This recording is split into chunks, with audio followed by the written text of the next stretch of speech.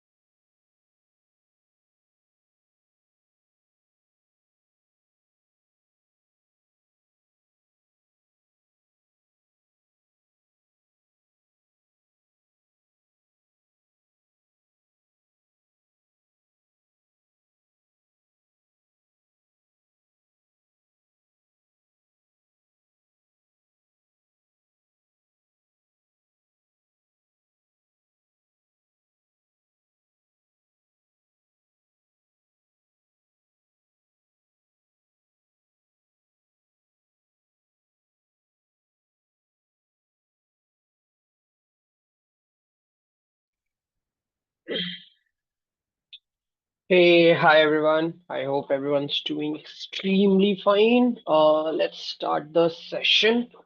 Okay. Am I audible to everyone? Yes, Great, sir. great. Okay, so first thing that we are going to do today is we are going to solve a quiz. Okay, I have prepared some questions for you guys. Let me just copy the link and paste it in the chat box. Okay, so everyone, please open this particular link. Okay, and I will also open it. Okay, so in this quiz, what you have to do, let me do this in incognito. Okay, so this is a quiz, right? So a very short 5 question quiz we have. You guys needs to fill your name and email address. Okay, and then we will start. Okay, so this is the first question. What is the correct syntax of printing the string in Python?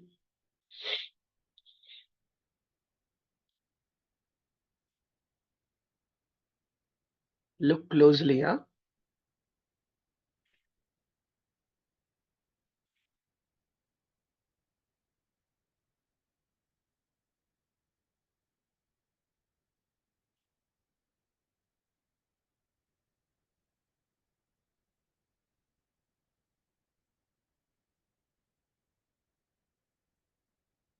Which one will work? What is the correct statement?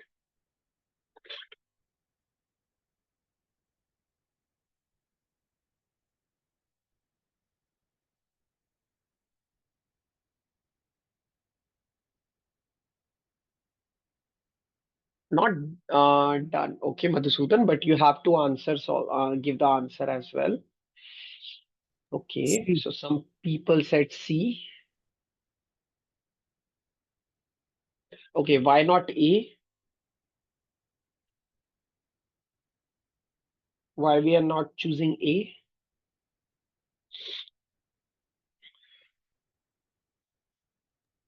Colon should be there for hello world. Okay, why not B? It's not colon, it's quotes. Okay, its name is quotes. Yeah, why not B? P is in caps. Great. Okay, why not D? Should not use double quotes and single quotes in once. Very good. Okay, so this is the correct one. C, right? Next one. Which of the following is not a data type in Python?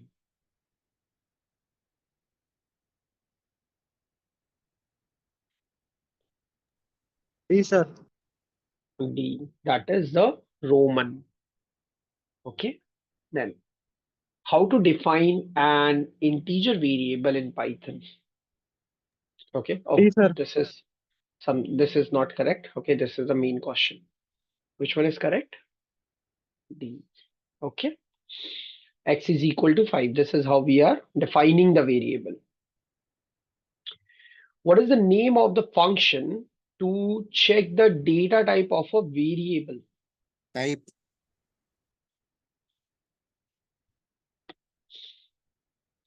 Type. Very good. Okay. So here is a problem that x is equal to 5, y is 10. I want to save the value of sum of x and y in the variable z. What will be the correct syntax?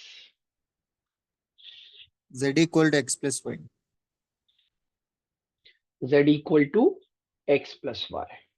Option B will be the correct one. Okay. Okay. In this quiz, anyone have any doubts or questions? No? Okay. Now we will start today the operators. Okay. So before I start the operator, uh, I will ask you a very simple question. Okay. So this is the one question I have. Okay. So This is a problem which similar problem we solved earlier. There it was just a summation, this time a little maths. Okay. So Bob and David are working in an organization. Bob have salary of $10,000 and David have $12,000. This year, Bob got an 10% appraisal. Okay. And David got 18%. Okay. So then you have to print what is the current Bob salary and David's salary. After that, you have to print what is the Bob salary after appraisal and what will be the David salary after the appraisal. Okay. In Python. Try to solve this.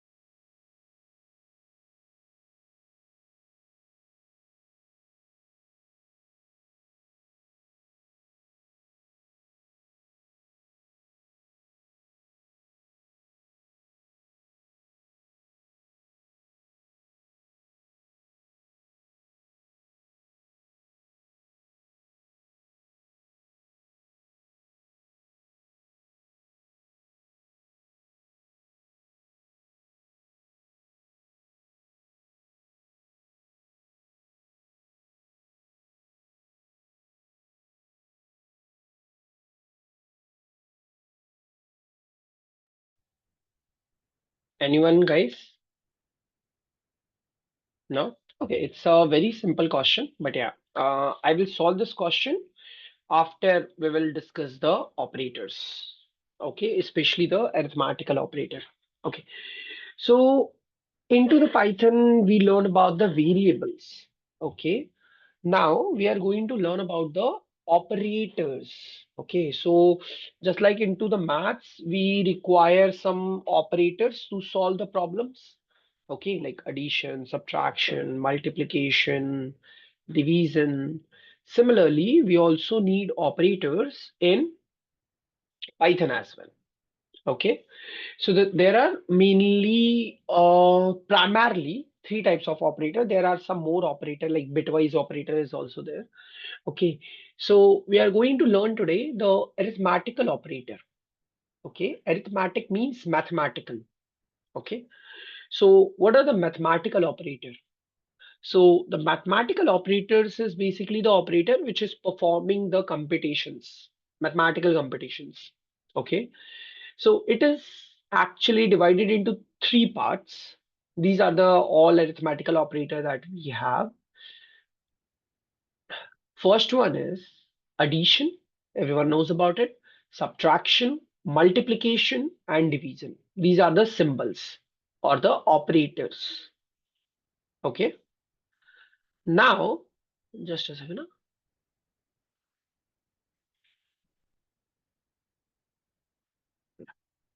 So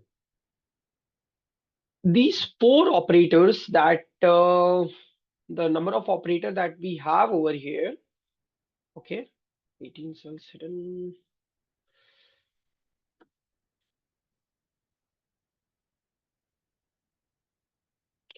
Okay, so these operators that I have, this is very basic.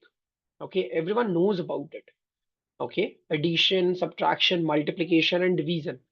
Let's quickly check these four operators. Okay, so suppose I have the value of x is equal to 10. Okay, and value of y is equal to 5.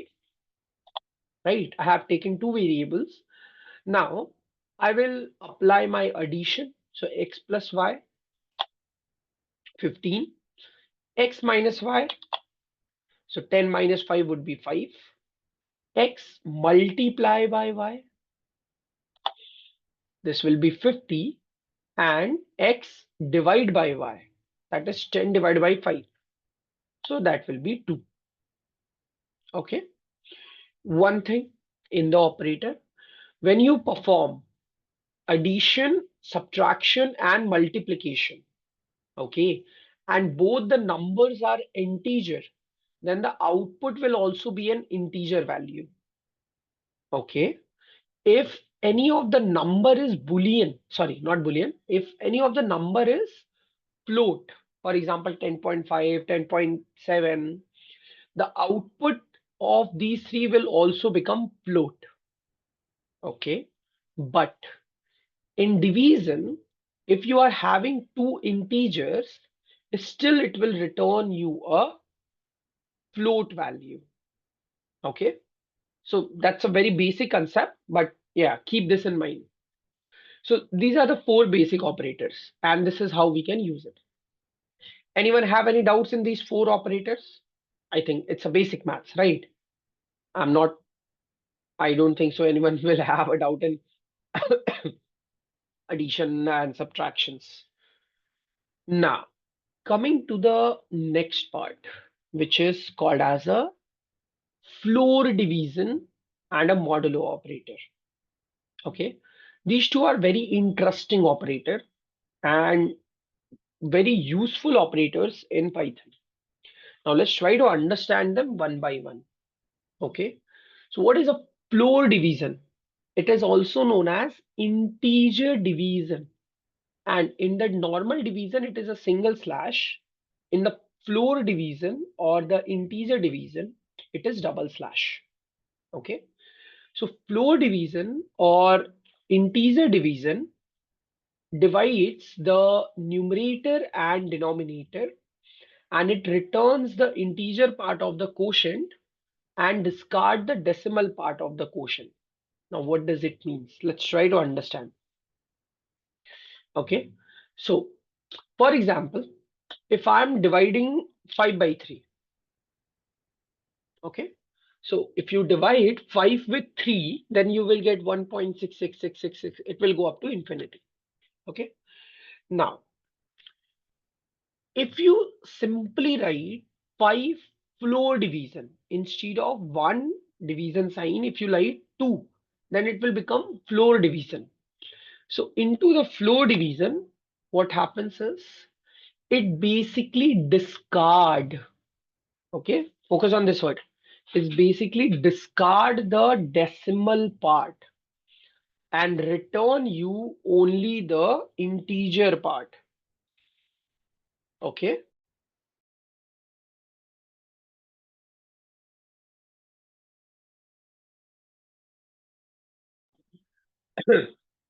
so in this case, 5 divided by 3, it is 1.666666 and so on, right? But if I perform a floor division, then it will simply discard this part and I only get this part, 1, simple one. Okay, now for example, if I'm writing 11 divided by 3, it will be 3.666666 and so on. But if I write 11 floor division 3, then it will just give you the 3 value. Okay, the decimal part would be discarded. What about if we do not have a kind of a infinite values? Okay, for example, if I have 10 divided by 4. Okay. So if you perform 10 divided by 4, it will give you 2.5, right? But if you write 10 floor division 4, so it will discard the decimal part and only return the integer part. So that's how the floor division works. It is only returning you the integer value. Okay. So if you can see, that's why this operator is also known as floor division or integer division. Okay.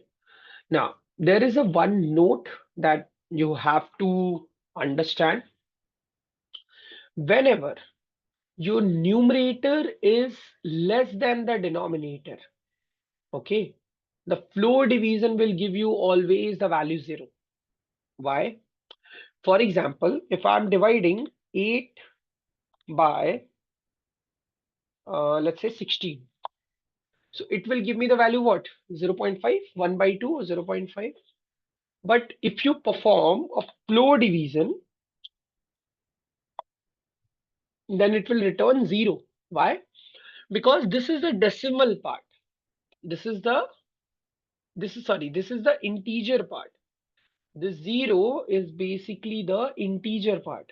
So you will get this value, not the this value. So whenever your numerator, this is called numerator. Okay. So into the floor division, whenever we are working with it, okay, then numerator by denominator. This is a normal division, right? For example, 8 by 16. So if we solve it, then it will give me 1 and 2. So that will 1 by 2 and this will can be written as 0.5, right? So into the floor division, this part will be what? Discarded. And it will only going to return you this part, which will be 0. So whenever your numerator is smaller than denominator, okay, the value, the division will always be what? Less than 1. Okay, the quotient, whatever the quotient you will get, that will always be less than 1. For example, 10 by 25, right? 10 by 25. So it is going to be always 0 point. Okay, then you can solve like very basic math. So this will be 5, this will be 2. So 5 by 2, that will be 0.4. Okay, so 0.4, this part will be discarded and you will left with 0. Okay, so wherever your numerator is smaller than denominator, you will always get output as 0. Okay, so that is the concept of the floor division. Okay, there is a lot of use of the floor division in Python and the programming language. Okay, that's why it is there. So we will discuss the applications when we will try to solve some problems. But for the time being, concept of the floor division is clear to everyone.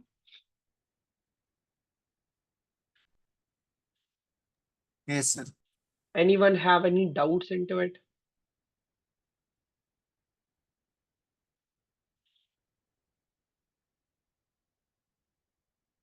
No? Great. Now, so similarly, I have some questions over here, like not a question. So just like variables, so 85 divided by 16, that is 5.3125. Okay, if you perform it as a floor division, then it will be just 5. Okay, so similar stuff. Now, coming to the next part, after the floor division, we have a one more operator that is known as a modulo operator. We will not call it as a percentage in Python. Okay, in Python, we call it as a modulo. Now, some of you may remember the modulus, right? Modulus from class 11th and 12th mathematics. Okay, where we are writing x plus 1 mod, right? Or mod of x, and we will get a plot like this. Okay, So this is the plot of a mod X. Remember, right? So the mod is different. This is called as mod. Okay. We are having the modulus. Okay. This is called as a modulus.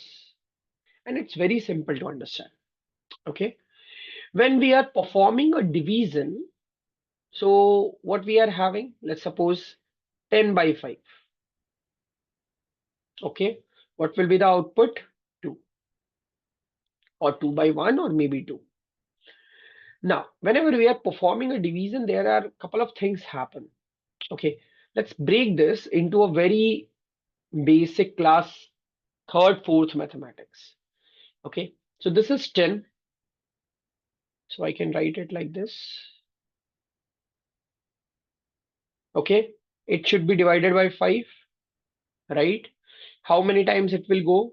So 5 times 2 will be 2 times 5 will be 10. Okay. We will subtract it and what we will get? 0. Right. Now, what is the name of this? This is called as a divisor.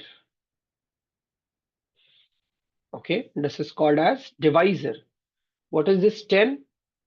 This is called as a dividend.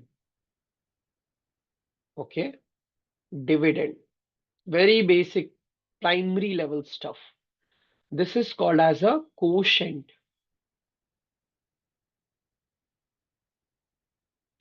And this is called as a remainder. Okay. Now, so this is what remainder. When you perform a normal division, okay, when you perform a normal division, for example, 10 divided by 5, that is 2. So what you will get with the division, or 10 divided by, let's say, 4. Okay. So 10 divided by 4.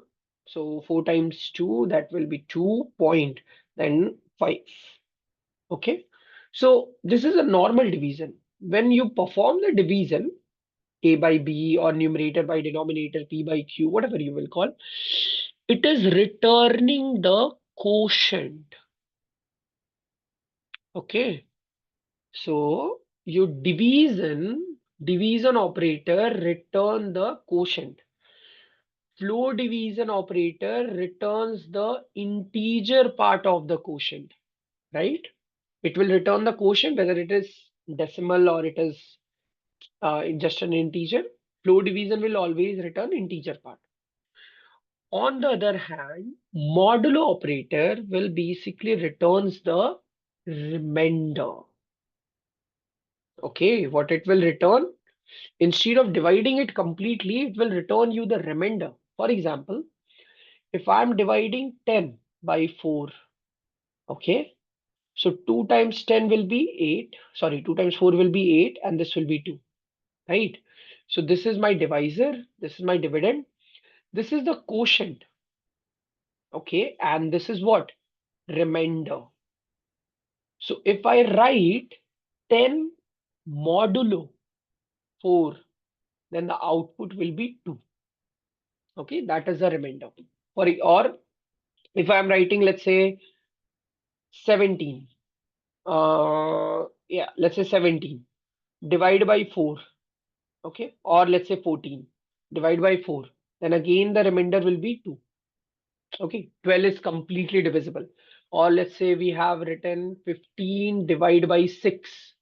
Okay, so 15 divided by 6, normally it will be normal division, but if I'm writing 15 modulo 6, it will return the remainder. So 6 times 2 is 12, and then 3 will be remainder. Okay, so the modulo operator basically returns the remainder value. As simple as that. Okay, so here I have 13 divided by 2. So if I divide my 13 with 2, I will get 6.5. Okay. If I take the modulo 13 modulo 2, okay, then what will be the remainder? So 12 is completely divisible 6 times. So 1 will be the remainder. Okay. 17 modulo 5. What will be the remainder? 2. Okay. 15 is completely divisible. 2 will be the remainder. 10 modulo 3. 1 will be remainder. 29 modulo 6. What will be the remainder?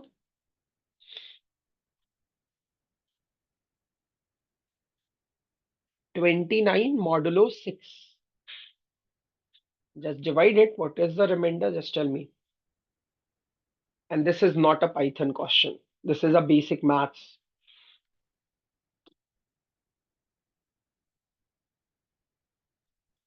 5. So this will be 5.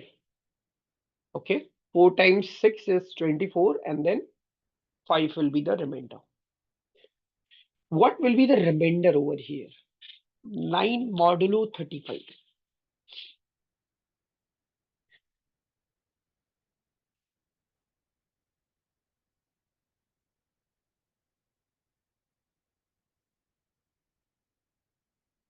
It will be 9.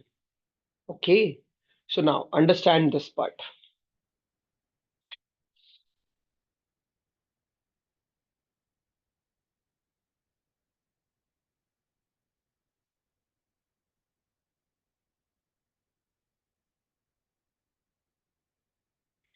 So in case of modulo, what it is returning? Remainder.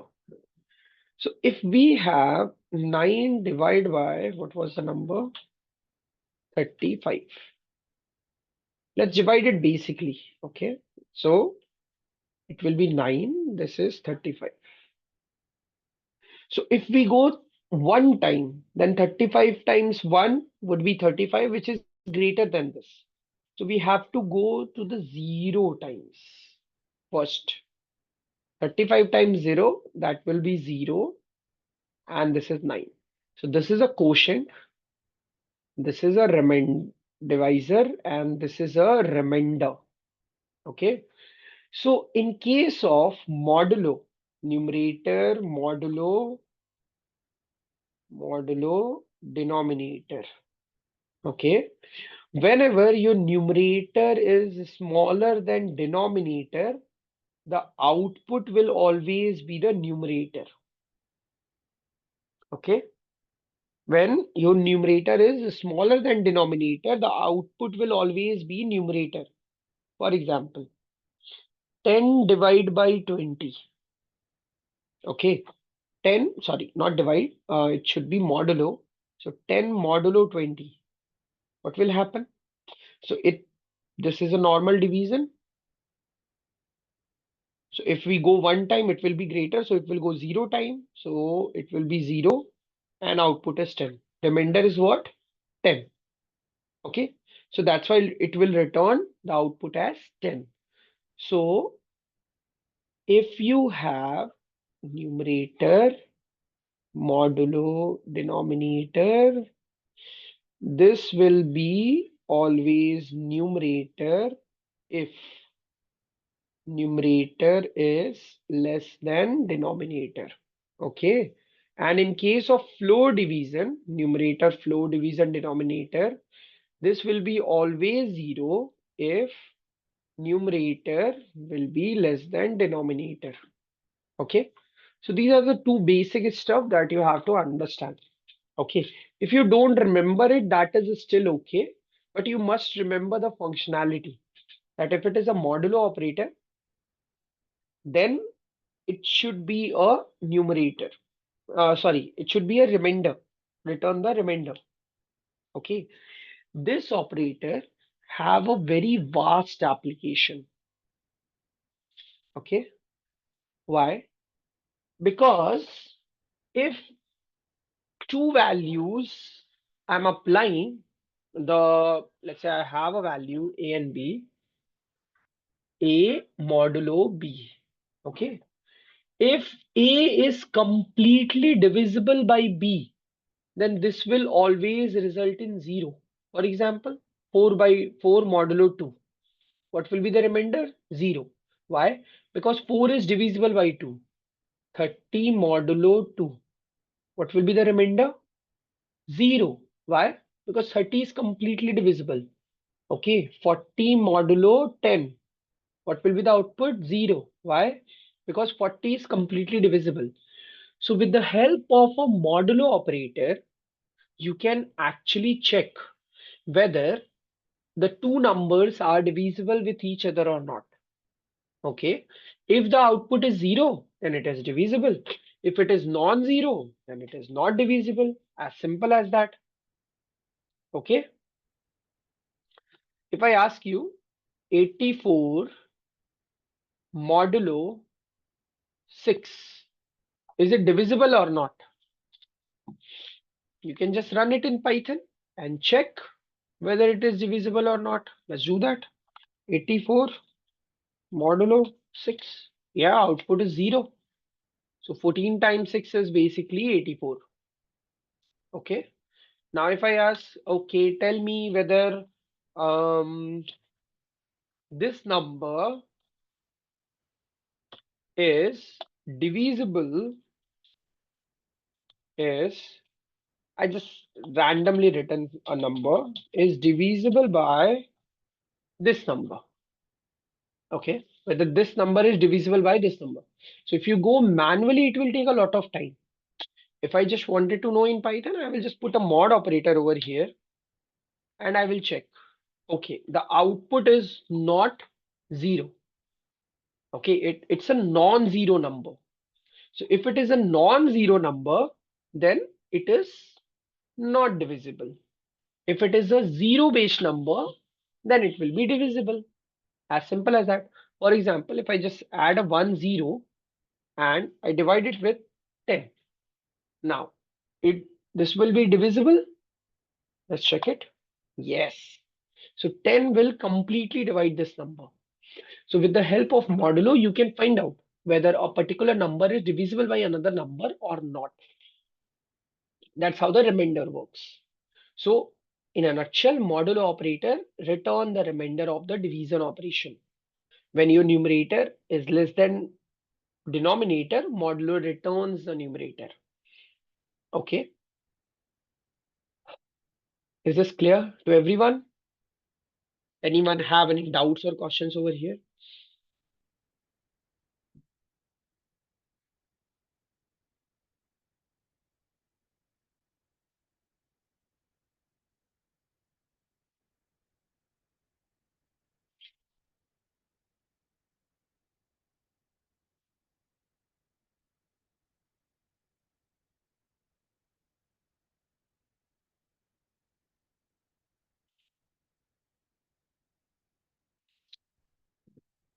No? Great. Now comes the last operator, then we will solve some problems. Okay. The next operator that we have is called as a exponential operator. Okay. What is an exponential operator? So exponential operator, where it is here, here it is. Exponential operation is basically the power. Okay. For example, we are writing something like this.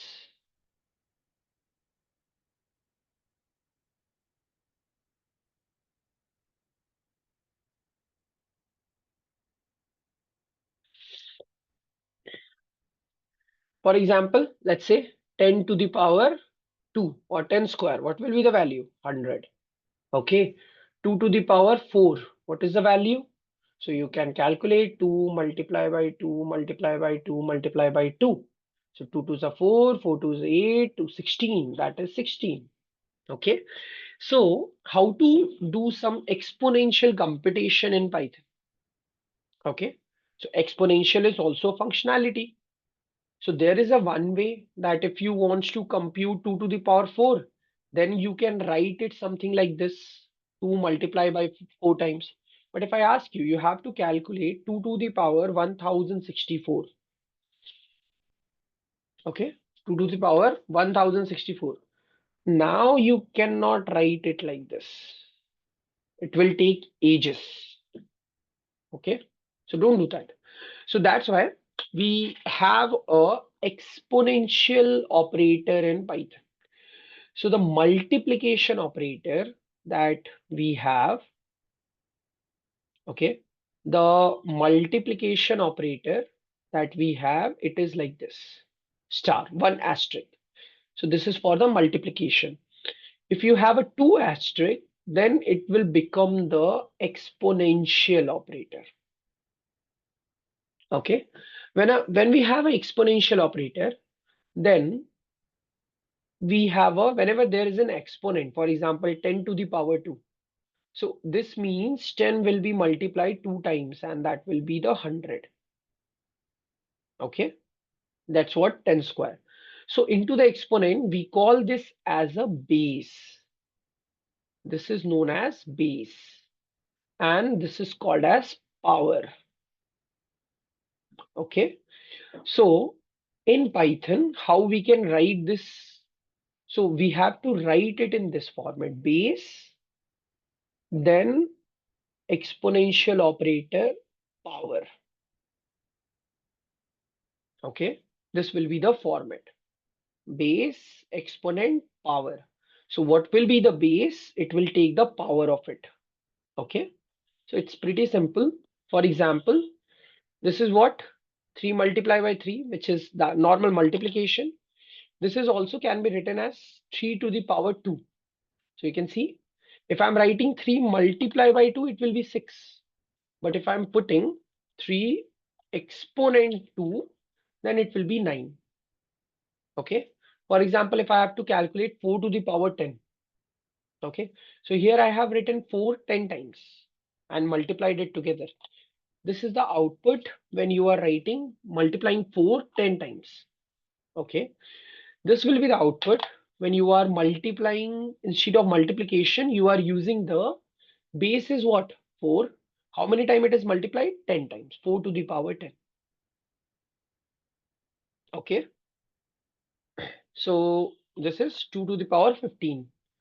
Now, if I ask you a one simple question over here, okay, so you have to solve this problem, okay, write a program to find the area of the circle. Oh, we did not understood this part. Okay, let's take instead of this, I'm taking radius is equal to 10 units.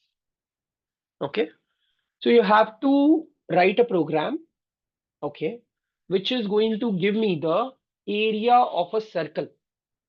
I'm not going to tell you what is the formula of area of a circle, okay, but it requires a pi and the radius. So you have to use it and you have to find the area of it. Write a program to do that.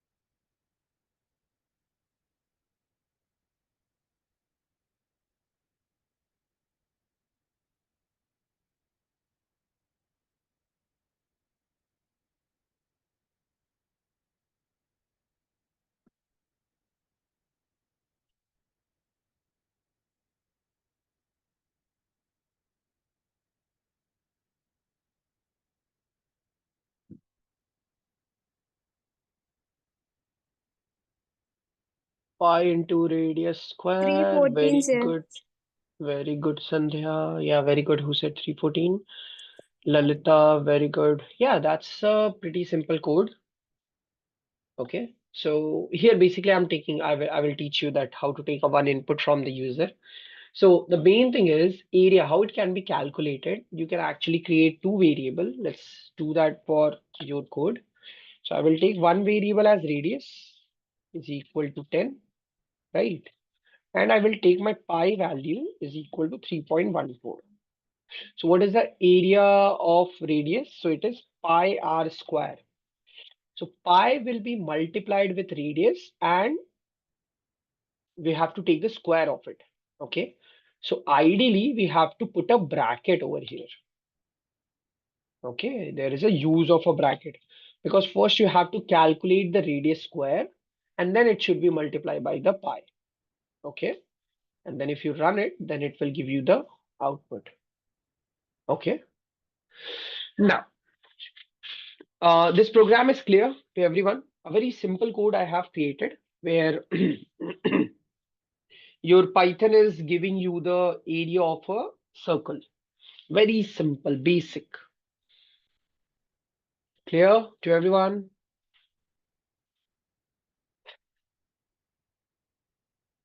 It's simple actually. Now, what if instead of like you have to create it for the end user, okay? And instead of 10, you want to change some value. Okay, your mother or your father wants to calculate the area and you have created it. Okay, so you will not able to, they are not, and they don't aware about the Python. So it will be difficult for them to get to put their input. Okay, so whenever we are making any code, we have to take a input from the user. Okay, now let's understand how to take the input from the user. Okay, so it's pretty simple. There is a one function called as a input. Okay, so the function name is called as a input. Okay, what you have to do is first of all you need to take a one variable. Suppose we are taking the radius as an input. So radius is equal to, then I have to take a input. Then here I have to, if you want to write some message for the user, okay, then you can write it. So I can ask the user a message, enter the radius. Okay, so I will run it and now you can see when I run it, it is giving me a pop-up. Okay, to enter the value. So let's say I'm entering the value 5, enter. Okay, now if I calculate this because I updated my radius, so here I will get an error. Okay, so I wanted to calculate the area, but it is giving me the error. Oh my God, what happens is this and why it is happening? So if you print the radius, check, then it is actually a 5 value. So this 5 is actually a string. It's a type of string. If you check the type of str, then it will be, oh, sorry, not str, but radius. Okay, then it is a string. Okay, I am getting a string. Then, so a string is something on which mathematical operations cannot be performed. Python is not treating it as a number. Okay, Python is not treating it as an integer or float. Python is treating as a string. On a string, we cannot perform multiplication or something like this. So how to take the input in a number format? So you have to mention the data type. For example, I want it into a float format. So you have to write it like this. Okay. So first you will write float, means whatever the input will come, it should convert into the float. Okay. And then I will write Inside it, I will write input, and then I will ask, hey, can you enter the radius? Okay. Now I have to close my quotes. We can see I have opened two brackets, but I closed only one. So I have to close one more. Okay. Number of brackets open must be the number of brackets closed. Okay. Now I have just written a float over here. If I run this, now it is again asking me, I will write 5 again. Now this time, focus. This time when I am going to run this, here it is 5 with a quotes, which shows that this is a string. Now if I run this again, now it is coming as 5.0. It becomes float. Okay. So this is how you can take the input from the user and accept it as per your own data type. By default, the input function is expecting the data into the string. Okay. And if you want it to be integer, you said, sir, I don't want it to be float. I want it to be integer. Just write int. Okay. Then write, let's say 5 I have written. Then check the radius, print the radius, and it will be only 5. And if you check the type, now it will become integer. Okay. So this is called as a type casting in Python. Means you can convert the data type from one to another as per your requirement by using the int and the float functions. Okay.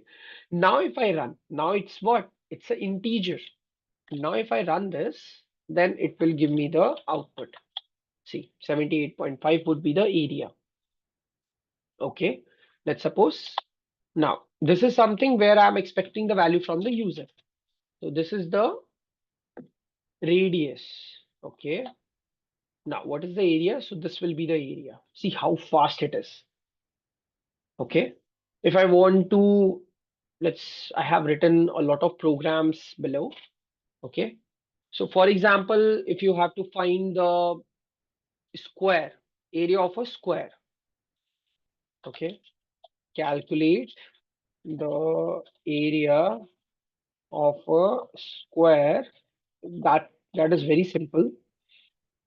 Having the side length of 15. Okay, write a program to calculate the area of a square having the side length of 15.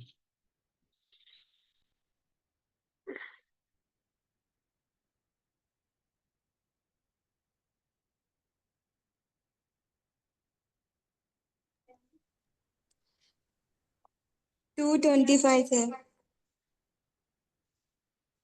I want a Python code. I know 15 square is 225.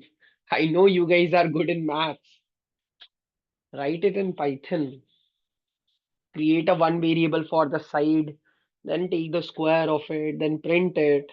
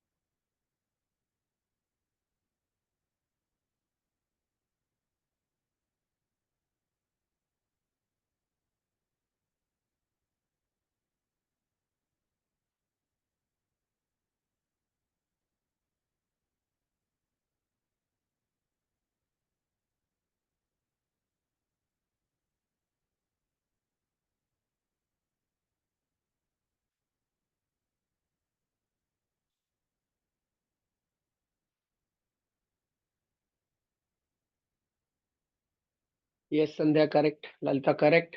So it's a pretty simple. I can take the variable name. Let's call it as a side length. That is equal to 15. And area would be side length exponential 2. Because area of square is what? Print Area of square is what? Side square. Print. Area of square is area. Okay. 225. Okay. That's a pretty simple thing. So what we saw today that you can actually calculate so many stuff. Now I have a one question today for you guys that I have prepared.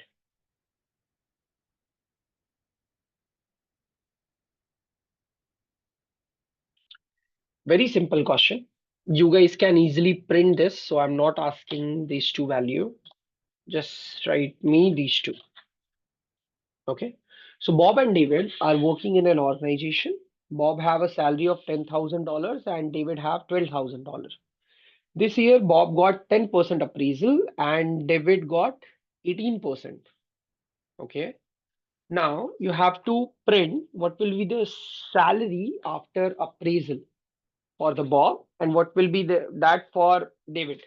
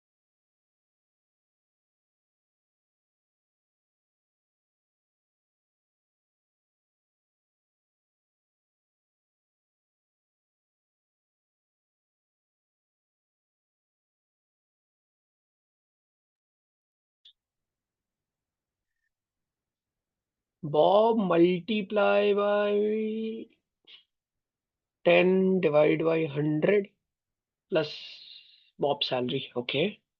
David multiply by 18 by 100 plus David's salary. Very good, Lalita.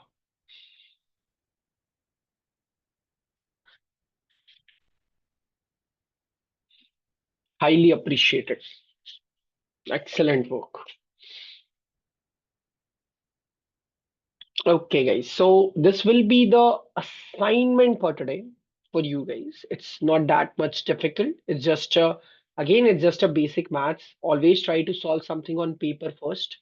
Okay, just take x is equal to 10,000, y is equal to 12,000, and then calculate the 10% of x and add it into it, and then calculate the 18% of y and then add it, and then that will be the answer. Okay, so I'm sending this into the chat box, this question. Okay, you can copy it for yourself, and this is one that I'm going to ask you in the next class. Okay, okay. So this is the pattern that we are following. So we already have an introduction printing that we have done in one class. In third class, so this is basically the third class, and we have completed variable data types and arithmetical operators. Okay. So this is something that we have already done. Okay, means the thing which I have to cover in four or 4.5 session, I have done it into like 3 session. So yeah, we are ahead. So when we are ahead with the schedule, we will always learn more. Okay. Typecasting and strings. one part of the typecasting I already explained today. That typecasting is when you are converting one variable into another. In next class, I will do that in more detail. And then we will talk some deep details about the strings. Okay. So in the next class, which will be our fourth class, and these parts will be covered. Okay. So yeah, we were actually 2 sessions ahead, and that is going to a very added advantage. I will be able to teach you some extra concepts. Okay, because this is a very limited concepts over here. Okay, so yeah, we are actually on a very good pace. And most important part is that you guys are able to understand the things very easily. That is helping me a lot to like going with a little faster pace than the schedule. Okay, so yeah, that's great going. Okay, guys, let's meet tomorrow. Okay, not tomorrow, day after tomorrow, of course. Thank you so much, everyone. Can you give me the quick feedback into the chat box for today's session, last session, or up to this part of the session?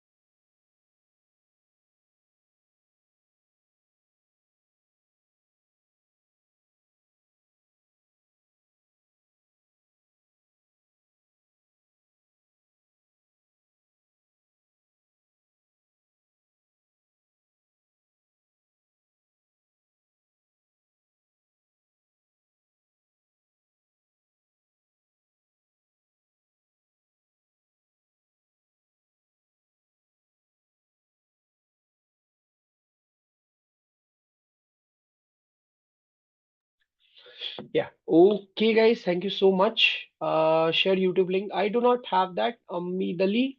I will ask the program manager to send it to you guys. Okay. Yeah. Yeah. Okay, guys. Thank you. Bye bye.